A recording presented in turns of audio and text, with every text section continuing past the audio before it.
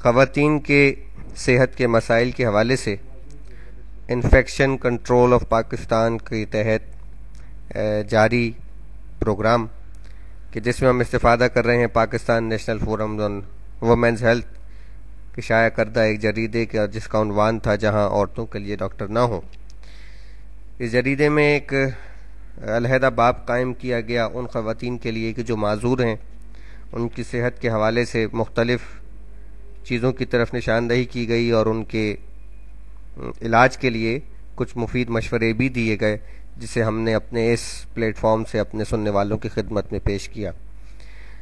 اسی عنوان کو آگے بڑھا رہے ہیں کہ تبدیلی کیسے آئے گی،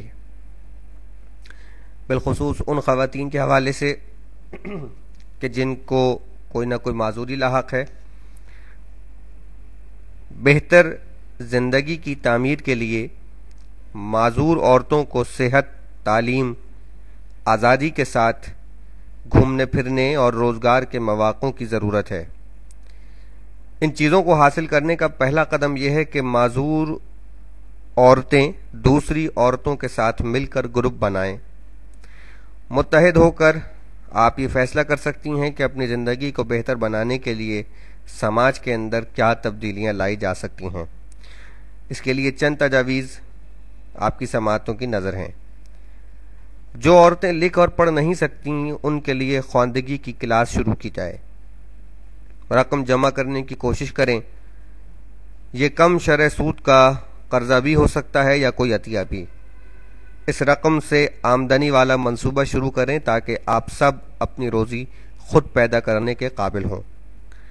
ایک گروپ بنائیں جو مقامی حکام سے ملاقات کر کے مطالبہ کرے کہ پانی کی فراہمی، اسکول اور صحت مراکز تک معذور عورتوں کی رسائی آسان بنائیں. خاص طور پر نابینا اور بہرے افراد کے لیے ان سہولتوں کا حصول آسان تر بنایا جائے. ایک لائبریری قائم کرنے اور معذوروں کے بارے میں معلومات حاصل کرنے میں مدد کی جائے. معذوروں کے لیے مددگار اشیاء اور سامان کا حصول آسان بنانے کے لیے گروپ کے ساتھ تعاون کیا جائے.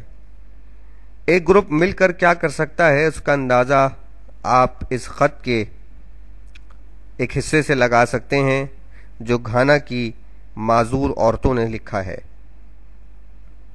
اس خط میں وہ معذور عورتیں کہتی ہیں کہ ایسوسی ایشن کی صورت میں متحد ہو کر ہمیں اپنی نئی قدر و قیمت کا احساس ہوا.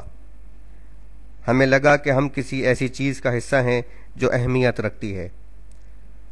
اس نے ہمیں اپنے حقوق کے لیے متحد ہونے کا موقع دیا. ایسوسی ایشن کی اکثر عورتوں نے کوئی نہ کوئی ہنر سیکھا، مثلا سلائی، بنائی، موم بتیاں بنانا، جوتوں کی مرمت کرنا، ٹوکریاں بنانا اور ٹائپنگ وغیرہ. ہماری دیگر سرگرمیاں یہ ہیں، وہ خواتین کہتی ہیں: معذور عورتوں کو سماجی سرگرمیوں میں شریک کرنا، اساتذہ اور والدین سے ملاقات کر کے انہیں اس بات پر آمادہ کرنا کہ بچوں کو پڑھانے کے لیے ایسا مواد منتخب کریں جس سے معذور افراد کے بارے میں مثبت تصور ابھرے. اپنے آپ کو مالی طور پر مستحکم بنانے کے طریقے تلاش کرنا تاکہ اپنے ارکان کے لیے کام کے آلات اور اوزار، معذوری میں مدد دینے والا سامان اور پہیوں والی کرسیاں حاصل کر سکیں. معذوری والی عورتوں کی باہمی دوستی اور اعتماد نے بہت سے نئے خیالات کو جنم دیا ہے. ہم اس ایسوسی ایشن کو اپنے آپ اور اپنے لیے چلاتے ہیں اور ان سرگرمیوں سے ہمیں حوصلہ ملتا ہے. اس کا فائدہ یہ ہے کہ معاشرے میں معذوری والی تمام عورتوں کے بارے میں اچھا تاثر پیدا ہو رہا ہے. گھانا کی ان عورتوں کی طرح دوسری جگہوں کی عورتیں بھی متحد ہو کر آزادی کے ساتھ بامقصد اور مفید زندگی گزار سکتی ہیں. آپ کو اپنے گھر کے اندر بیٹھے رہنے کی ضرورت نہیں ہے، سوائے اس کے کہ جب آپ خود چاہیں. اپنے خوابوں کو حقیقت کا روپ دینے کے لیے اٹھ کھڑی ہوں، خواہ یہ خواب ایک ملازمت ہو، ایک نیا رشتہ ہو یا ماں بننا ہو. ہماری سوسائٹی میں ایک اور بہت اہم مسئلہ عورتوں کو ان کا مقام نہ دینا ہے. اسی جریدے میں اس موضوع پر کچھ بات کی گئی جو کہ پروفیسر صادقہ این جعفری کے ایک مضمون سے اقتباس ہے جس کی ہیڈ لائن، جس کا سرخی تھی، یعنی ٹاپک تھا عورت ہونے کا عذاب۔ اس میں پروفیسر صادقہ این جعفری لکھتی ہیں، سماج میں بحیثیت ماں عورت کا کردار بہت اہم ہے، لیکن بدقسمتی سے عورت کو دوران حمل بہت کم یا کبھی کبھی کسی بھی قسم کی توجہ نہیں ملتی۔ PDHS 1990-91 کے مطابق 83% زچگیوں میں عورت کو قبل از زچگی کوئی طبی امداد نہیں دی گئی تھی۔ عالمی ادارہ صحت کے مطابق 57% حاملہ عورتوں کے خون میں ہومیوگلوبین کی مقدار معیار سے بہت کم تھی اور ان میں سے بیشتر عورتیں دیہی علاقوں سے تعلق رکھتی تھیں۔ دیہی علاقوں میں 90% زچگیاں گھروں پر ہی ہوتی ہیں اور غیر تربیتی یافتہ دائیوں یا عورتوں کے ذریعے ہوتی ہیں۔ یونیسیف کی 1990 کی رپورٹ کے مطابق بلوچستان میں یہ شرح 95% ہے۔ بے احتیاطی اور عدم توجہی کی باعث یہ حاملہ عورتیں بری طرح اپنی صحت تباہ کرتی ہیں اور اصلاح علمی کا خمیازہ بھگتتی ہیں۔ پاکستان میں کسی عورت کے لیے اپنے عرصہ حیات کے دوران حمل سے بڑی کسی پیچیدگی کے باعث موت کے خطرات 40 اور 1 ہیں، جبکہ 40.1 ہیں، جبکہ ترقی یافتہ ممالک میں یہ شرح 36 اور 4 ہے۔ ہر سال 25,000 عورتیں اسی باعث ہلاک ہو جاتی ہیں، جبکہ 3,75,000 سے زائد عارضی یا مستقلاً معذور ہو جاتی ہیں۔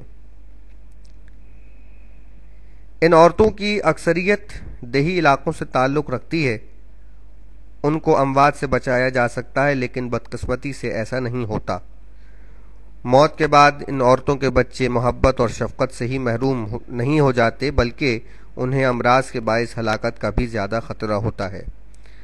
ترقی پذیر ممالک کے ایک سروے سے معلوم ہوا ہے کہ ایسے 90% بچے جن کی ماں زچگی کے دوران یا پیدائش کے کچھ عرصے بعد مر گئی تھی، خود بھی 1 برس کے اندر ہلاک ہو جاتے ہیں۔